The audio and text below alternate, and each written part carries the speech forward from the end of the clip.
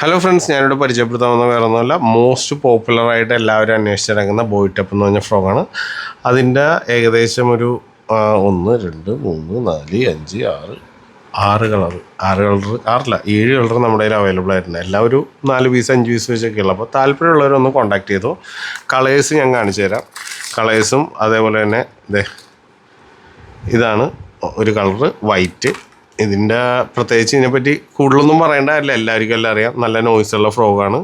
ഇതിൻ്റെ ഷേപ്പ് അതാണ് അതിൻ്റെ പ്രത്യേകത. പിന്നെ ഇതിൻ്റെ ഹുക്ക് അതുപോലെ അത് വീറ്റ് ഗാർഡുള്ളതാണ്. നമുക്ക് ഏത് ചവറിൻ്റെ അകത്ത് സ്കിപ്പ് ചെയ്ത് മരത്തിൻ്റെ അകത്തേക്കൊക്കെ ഇട്ടിട്ട് വലിച്ചാൽ പോലും ഉടക്കില്ല. പിന്നെ വേറെ ഇതിനെപ്പറ്റി കൂടുതലൊന്നും പറയാനില്ല.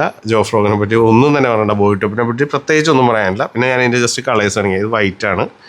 പിന്നെ ഇനിയുള്ളത് നമുക്ക് ഫയർ കളറിൽ വരുന്ന ഒരെണ്ണം ല്ലേ, അത്യാവശ്യം ഇതിൻ്റെ ഷേപ്പ് കണ്ടില്ലേ ഫ്രണ്ടിലെ. ഇത് സാധാരണ അറിയാൻ പാടില്ലാത്തവർക്ക് വേണ്ടിയാണ് ഇതൊക്കെ കാണിക്കുന്നത്. ബോയ് ടപ്പിനെ പറ്റി അറിയാവുന്നവരോട് ഇതൊന്നും പറയേണ്ട കാര്യമില്ല, ജോ ഫ്രോക്ക് എന്ന് മാത്രം പറഞ്ഞാൽ മതി.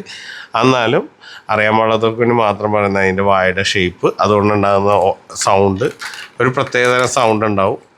ആ സൗണ്ടിലാണ് ഇതിൻ്റെ ആക്ഷൻ. ഇങ്ങനെ വരുന്നത്, അതിലൊരു സൗണ്ട് ഉണ്ടാവും.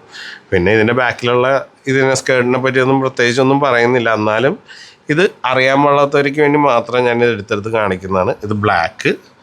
പിന്നെ അത്യാവശ്യം പോപ്പുലറായിട്ടുള്ളൊരു കളറാണ് ഈ യെല്ലോ. അപ്പോൾ ഈ യെല്ലോ, അതുപോലെ തന്നെ വേറൊരു കളറും കൂടി അത്യാവശ്യം പോപ്പുലറായിട്ടുണ്ട്, നമ്മുടെ ഈ ഓറഞ്ച്.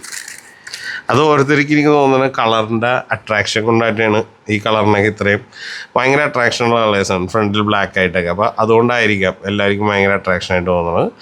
അതുകൂടാതെ പിന്നെ ഉള്ള കളേഴ്സ് എന്നൊക്കെ പറഞ്ഞു കഴിഞ്ഞാൽ റെഡ്. ഇത് അട്രാക്റ്റീവ് അല്ലായിക്കൊന്നുമില്ല, പക്ഷേ ഇതിനേലും കൂടുതൽ അട്രാക്റ്റീവായിട്ട് പോകുന്ന സാധനമാണ് ഞാനിപ്പോൾ നേരത്തെ കാണിച്ചു തന്നത്. ഓറഞ്ചും കണ്ടില്ലേ. അതുപോലെ തന്നെ ഇതിൻ്റെ ഗ്രീനും ഉണ്ട്. ഇത്രയും കളേഴ്സാണ് നമുക്ക് അവൈലബിൾ ആയിട്ടുള്ളത്. ഏകദേശം ഒരു 3 പീസ് 4 പീസ് വരെ അവൈലബിൾ ആണ്. അപ്പോൾ ആർക്കെങ്കിലും താല്പര്യമുള്ളവരുണ്ടെങ്കിൽ എൻ്റെ നമ്പറായ 9995343699.